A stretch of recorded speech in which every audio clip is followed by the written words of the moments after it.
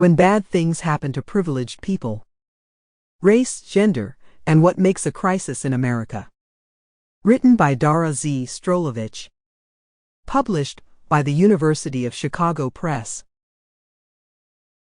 For my grandparents, Harry and Esther, who made it possible. Author's note. Please note that any references to tables or figures that appear in this audiobook version refer to the tables and figures found in the print and ebook editions. Introduction. Crisis politics.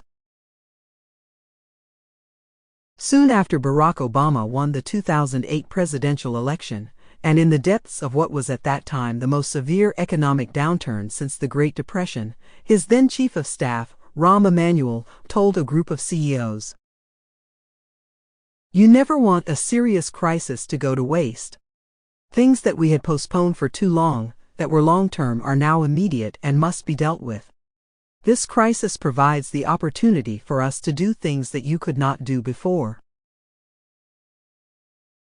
Emanuel's remarks received what seemed like endless media play, much of which focused on what many observers regarded as its pithy encapsulation of his opportunistic Machiavellian, take-no-prisoners style of politics.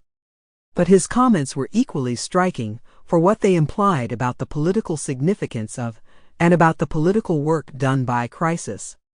First, Emanuel's statement reflected the zeitgeist of that first decade of the 21st century, a moment at which American politics, economics, and culture seemed increasingly and indelibly marked by an ever-expanding array of calamitous events and phenomena, from Hurricane Katrina to the BP oil spill, to health pandemics such as H1N1 flu, to the attacks on the World Trade Center and the Pentagon, to the wars in Iraq and Afghanistan, to the economic and financial meltdowns of the Great Recession. Similarly, his suggestion that such phenomena presented opportunities to do things that you could not do before reflected the widely held idea that crises are particularly generative moments for political and policy change.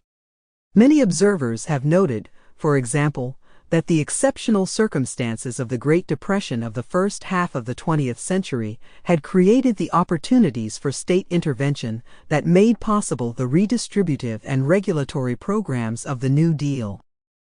At the same time, however, Emanuel's remark that crises bring long-term problems to the fore also highlights something more subtle about the political implications of crisis. It reminds us that many of the issues brought into relief by phenomena such as wars, recessions, and health pandemics are not new problems. Sample complete. Ready to continue?